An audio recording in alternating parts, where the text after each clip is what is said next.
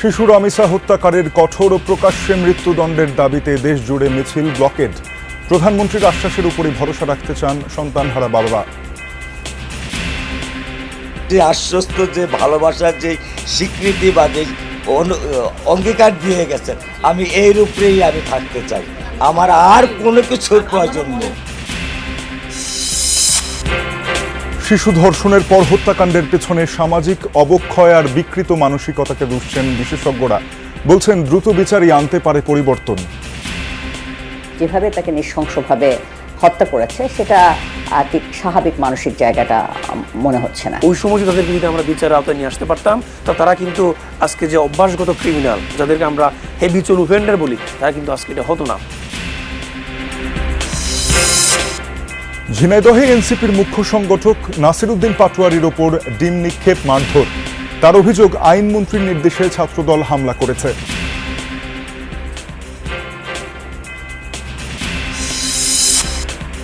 কোরবানি উপলক্ষে জামালপুর থেকে ঢাকামুখী ক্যাটল ট্রেন। ঢাকায় বর্জ্য অপসারণ ও পরিচ্ছন্নতায় দক্ষিণ সিটির নানা উদ্যোগ।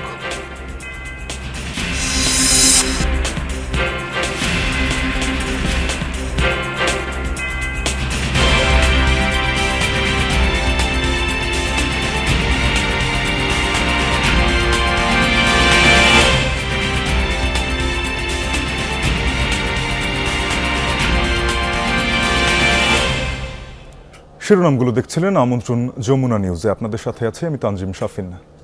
শিশু রামিসা হত্যাকারীর কঠোর ও প্রকাশ্যে মৃত্যুদণ্ডের দাবিতে মিরপুর 10 নম্বর গোলচত্বরে চলছে ব্লকেড কর্মসূচি।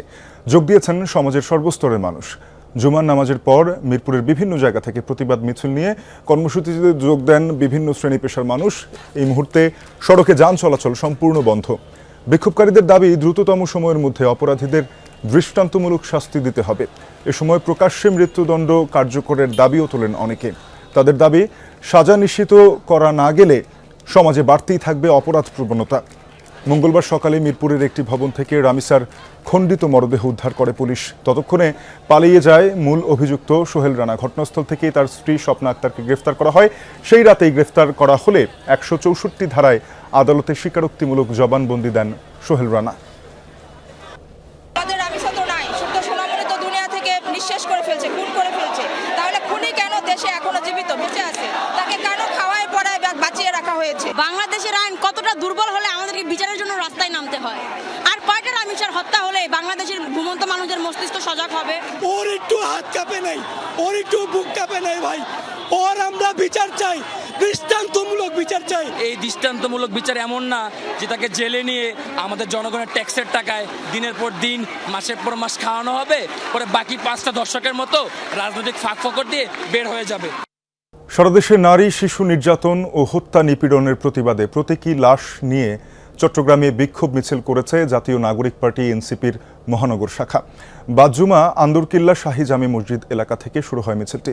নগরের বিভিন্ন সড়ক প্রদক্ষিণের পর চট্টগ্রাম প্রেস ক্লাবে শেষ হয়। সেখানে সংক্ষিপ্ত সমাবেশে এনসিপির চট্টগ্রাম মহানগরের সদস্য সচিব আরিফ মহিউদ্দিন বলেন, শিশু ধর্ষণ এবং সহিংসতার ঘটনায় জড়িতদের দ্রুত বিচার নিশ্চিত করতে হবে, নতুবা কঠোর কর্মসূচি দেয়া হবে।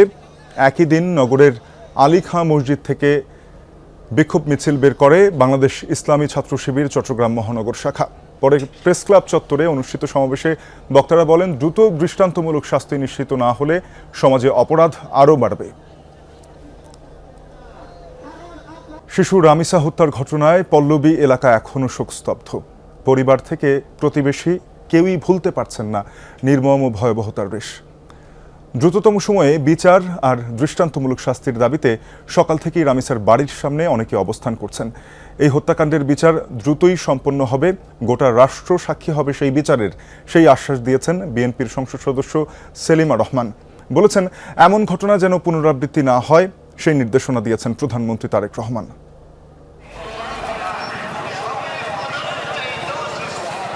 দেশজুড়েই শিশু রামিসা হত্যাকাণ্ডে শোক আর ক্ষোভ। প্রতিবাদে সংহতি জানাতে পল্লবীর বাসার সামনে ঢাকা ও ঢাকার বাইরে থেকে এসেছেন সাধারণ মানুষ।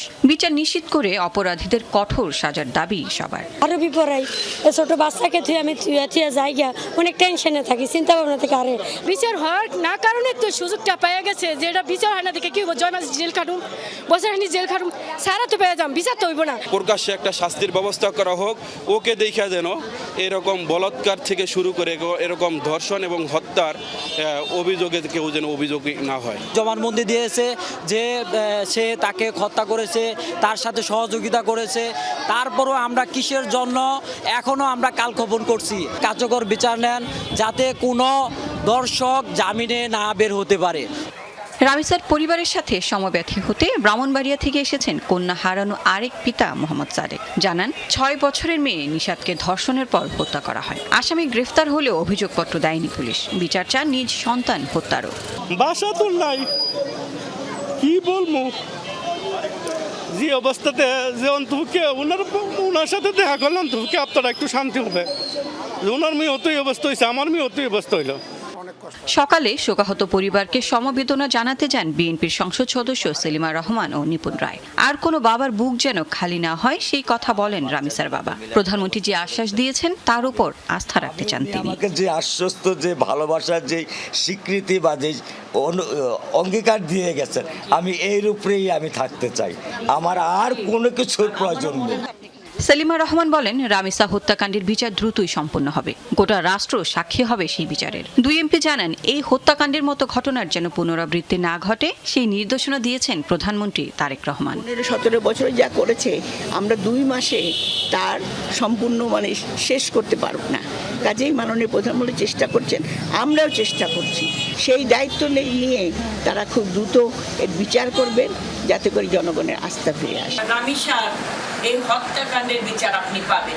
এই রামিসা হয়তো আমাদের কাছে ফিরে আসবে না, কিন্তু এই রামিসাকে কেন্দ্র করে আরো শত শত রামিসার জীবন রক্ষা পাবে। হত্যাকারীর দৃষ্টান্তমূলক শাস্তির দাবিতে আন্দোলনে নেমেছেন বিভিন্ন শ্রেণী, পেশা, বয়সের মানুষ। শিশু নিরাপত্তা নিশ্চিত আর বিচার বিভাগের প্রতি মানুষের আস্থা ফেরাতে দ্রুত বিচারই এখন সবচেয়ে বড় প্রত্যাশা। লাভলি বিথি, যমুনা নিউজ, ঢাকা। রামিসা হত্যার বিচার দাবিতে মিরপুরে হচ্ছে বিক্ষোভ ও ব্লকেট। সেখানে আছেন সহকর্মী ফয়সাল মাহমুদ। ফয়সাল, জানাবেন এই মুহূর্তে সেখানকার কি পরিস্থিতি, কর্মসূচিতে কারা অংশ নিয়েছেন এবং অংশগ্রহণকারীরা কি বলছেন?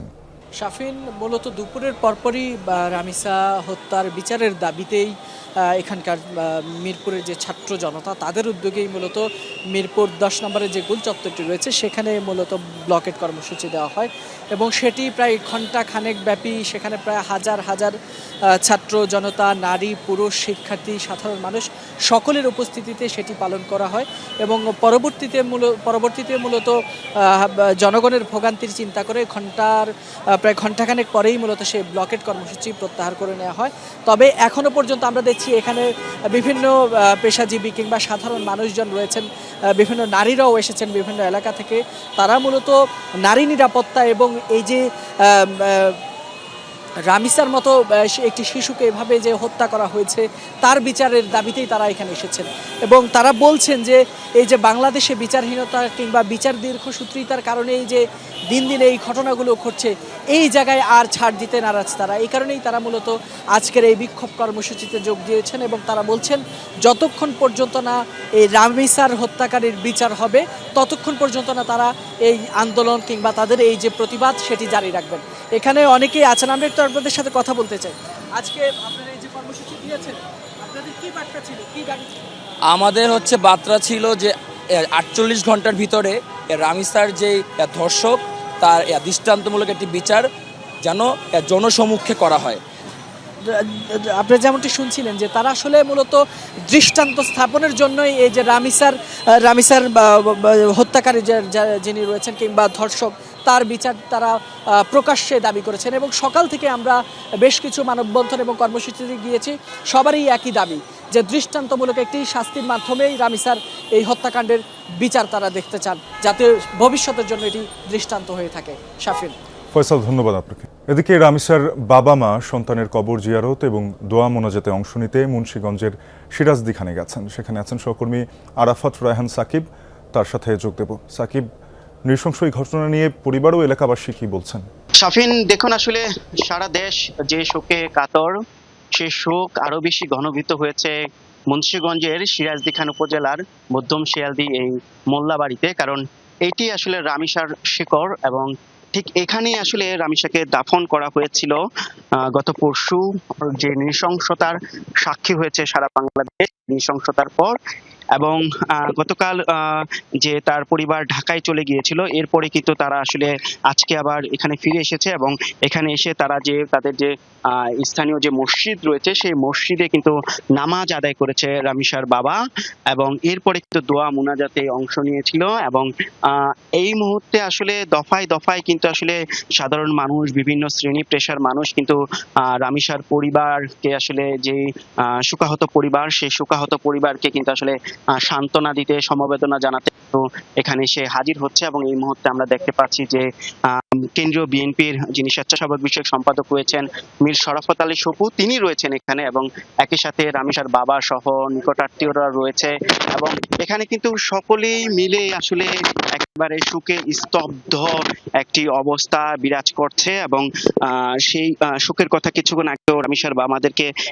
জানিয়েছিলেন এবং তিনি সহ এলাকাবাসী সকলেই কিন্তু বলছিলেন আসলে এই যে নৃশংস হত্যাকাণ্ড, সেই হত্যাকাণ্ডে কিন্তু বিচার তারা দ্রুত চায় এবং বিচার না হওয়া পর্যন্ত কিন্তু আসলে শোক বিরাজ করবে। এবং এলাকাবাসীও বলছে তারা কিন্তু দৃষ্টান্তমূলক এই শাস্তি দেখতে চায় এবং এই পুরো এলাকা জুড়ে এখনো শোকাবহ পরিস্থিতি বিরাজ করছে।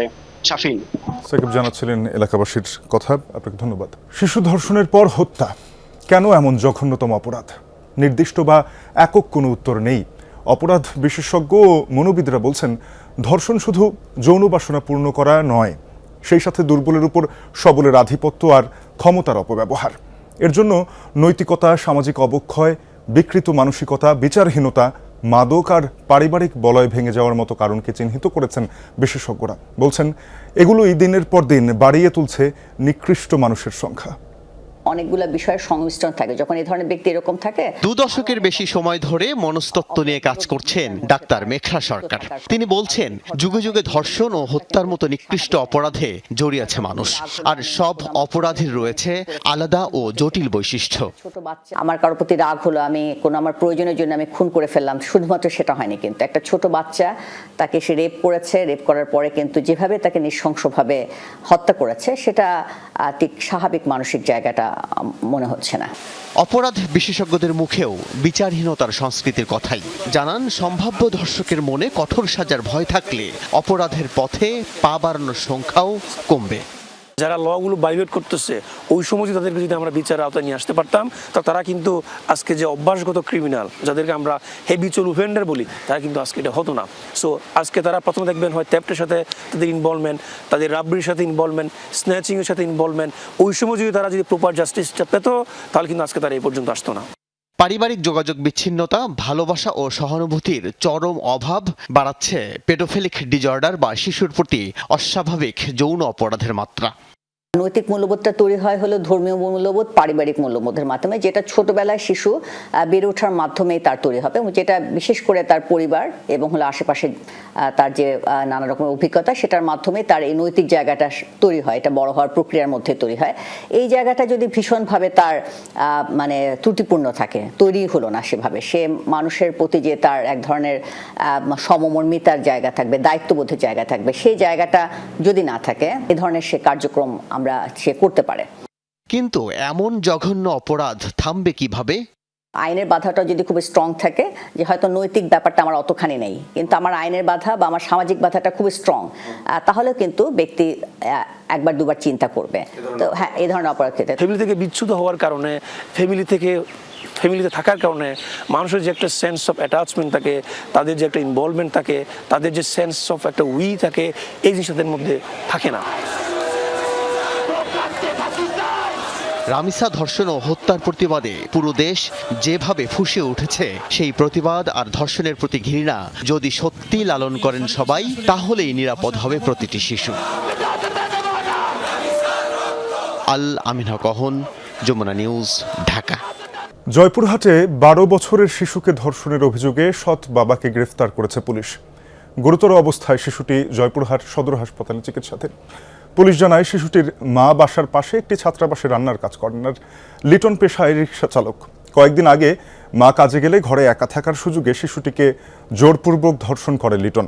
বিষয়টি কাউকে না জানাতে ভয়ভীতিও দেখায়। পরে সোমবার আবারও লিটন শিশুটির কাছে যাওয়ার চেষ্টা করলে মায়ের কাছে পূর্বের সবকিছু বলে দেয় ভুক্তভোগী শিশুটি।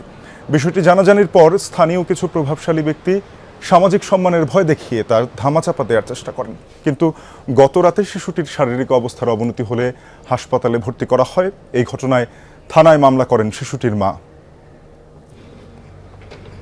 দেশে হাম উপসর্গ নিয়ে শিশু মৃত্যু বাড়ছেই। 24 ঘন্টায় প্রাণ গেছে আরও 11 জনের। হাসপাতালের নতুন রোগী ভর্তির সংখ্যা 1315, এমনটা জানিয়েছে স্বাস্থ্য অধিদপ্তর। ঢাকা ছাড়াও রাজশাহী, চট্টগ্রাম, বরিশাল, সিলেট ও রংপুর বিভাগে প্রাণ হারিয়েছে এই শিশুরা। তার মাঝে শুধু সিলেট বিভাগে 5 শিশুর মৃত্যু হয়েছে হামের উপসর্গ নিয়ে। এর মধ্যে সিলেট ওসমানী মেডিকেলে 2 এবং শামসুদ্দিন হাসপাতালে মারা গেছে আরও 2 শিশু। সুনামগঞ্জে মৃত্যু হয়েছে একজনের। প্রাদুর্ভাব শুরুর পর সিলেট বিভাগেই প্রাণ গেল 47 শিশুর। হামের উপসর্গ নিয়ে নতুনভাবে সিলেটের বিভিন্ন হাসপাতালে ভর্তি হয়েছে 74 জন। দেশ জুড়ে বিভিন্ন হাসপাতালে বাড়ছে রোগীদের ভিড়।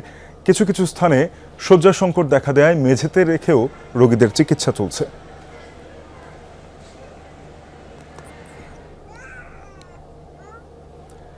ঝিনাইদহে মারধরের শিকার হয়েছেন এনসিপির মুখ্য সংগঠক নাসির উদ্দিন পাটোয়ারি। দুপুরে শহরের পুরাতন কালেক্টরেট মসজিদ থেকে নামাজ শেষে বের হলেই তার উপর হামলা চালানো হয়। স্থানীয় এনসিপি নেতাকর্মীদের অভিযোগ, মসজিদ থেকে বের হলে তাদের উপর কিছু শৃঙ্খল যুবক চড়াও হয়। এ সময় নাসির উদ্দিন পাটোয়ারিকে লক্ষ্য করে ডিম ছোড়া হয়। পরে নাসির উদ্দিন পাটোয়ারি সহ বাকিরা থানার ভেতরে অবস্থান নেন। এ সময় পাটোয়ারি অভিযোগ করেন, ছাত্রদল ও যুব দলের নেতাকর্মীরা তাদের উপর হামলা চালিয়েছে। অন্যদিকে জেলা ছাত্রদলের সাধারণ সম্পাদক জানান, এনসিপি নেতাকর্মীদের উপর হামলার ঘটনায় ছাত্রদলের কেউ জড়িত নয়।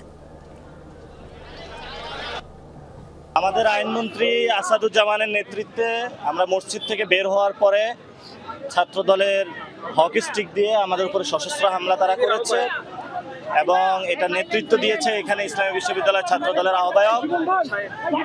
এবং আমরা মনে করি যে ডিরেক্টলি আইনমন্ত্রীর তত্ত্বাবধানে হয়েছে। আমি শুধু শুনেছি সোশ্যাল মিডিয়ার মাধ্যমে যে ওখানে নাসির উদ্দিন পাটোয়ারি নামাজ পড়বে বা একটা প্রোগ্রাম আছে ওদের, ছাত্রদলের সাথে জড়িত না ভাই। অল্প সময়ের মধ্যে ঈদ যাত্রা নির্বিঘ্ন করা চ্যালেঞ্জিং হলেও এবার স্বস্তির ঈদ যাত্রা নিশ্চিত করা হবে, এমনটা বলেছেন সড়ক, নৌ ও রেলপথ মন্ত্রী শেখ রবিউল আলম। সকালে কুমিল্লা জেলা শিল্পকলা একাডেমিতে সড়ক দুর্ঘটনায় ক্ষতিগ্রস্তদের মাঝে চেক বিতরণ অনুষ্ঠানে প্রধান অতিথি হিসেবে যোগ দেন তিনি। সেখানেই মন্ত্রী বলেন, ঈদযাত্রার 3 দিনের মধ্যে 2.5 কোটি মানুষের বাড়ি ফেরা এবং কোরবানির পশু পরিবহন নির্বিঘ্ন করা খুবই চ্যালেঞ্জের। তবে আবহাওয়া অনুকূল থাকলে এবং জনগণ সচেতন থাকলে ঈদযাত্রা নির্বিঘ্ন হতে পারে। এর আগে কুমিল্লা জেলায় সড়ক দুর্ঘটনায় ক্ষতিগ্রস্ত পরিবারের মধ্যে 4,89 লাখ টাকার ক্ষতিপূরণ চেক বিতরণ করা হয়।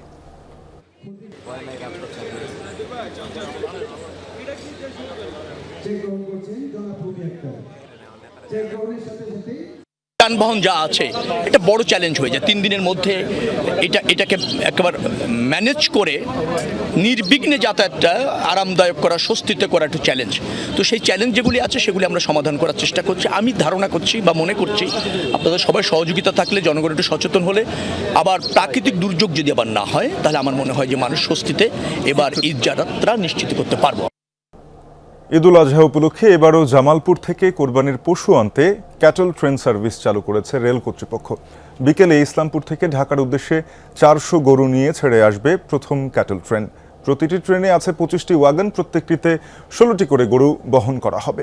রেলওয়ে কর্তৃপক্ষ জানায়, এবার 2 দিন এই সার্ভিস দেওয়া হবে। 2 দিনে মোট 3টি ট্রেনে 75টি ওয়াগন বরাদ্দ দেওয়া হয়েছে। সব মিলিয়ে প্রায় 1200 গরু ঢাকায় আনা হবে। প্রথম ট্রেনটি ছাড়ার 2 ঘন্টা পর দ্বিতীয় ট্রেনটি ছাড়বে। কাল বিকেলে ইসলামপুর থেকে ছাড়বে তৃতীয় ট্রেনটি। প্রতি ওয়াগনের ভাড়া নির্ধারণ হয়েছে 8,000 টাকা, অর্থাৎ একটি গরু পরিবহনে খরচ পড়বে মাত্র 500 টাকা। কোরবানির বর্জ্য থেকে নগরীর পরিবেশ সুরক্ষিত রাখতে প্রতিটি ওয়ার্ডে 46 টন ব্লিচিং পাউডার এবং 1050 লিটার স্যাভলন বিতরণ করা হবে, এমনটা জানিয়েছেন ঢাকা দক্ষিণ সিটি কর্পোরেশনের প্রশাসক মোহাম্মদ আব্দুস সালাম। সকালে এলিফ্যান্ট রোডের একটি রেস্টুরেন্টে পাটের ব্যাগে কোরবানির পশুর বর্জ্য অপসারণ এবং লিফলেট বিতরণ অনুষ্ঠানে তিনি কথা বলেন 1,40,000 ব্যাগ বিতরণ শুরু হয়েছে। এর সাথে মার্কেট ও দোকানের ময়লা আবর্জনা নির্দিষ্ট স্থানে রাখলে শহর পরিচ্ছন্ন রাখা সম্ভব বলেও মন্তব্য করেন তিনি। তাছাড়া পরিচ্ছন্নতা বজায় রাখতে জনগণ ও সিটি কর্পোরেশনকে সমানভাবে দায়িত্ব পালনের আহ্বান জানান প্রশাসক। দলীয় নেতাকর্মীদের বলেন, নির্বাচনে জয়ী হতে চাইলে সর্বদা জনগণের পাশে থাকতে হবে। এ সময় অন্তর্বর্তী সরকারের সমালোচনা করে তিনি বলেন, হামের টিকা না থাকায় শিশুরা মৃত্যুর কোলে ঢলে পড়ছে। 18 মাসে দেশকে 18 বছর পিছিয়ে দিয়েছে।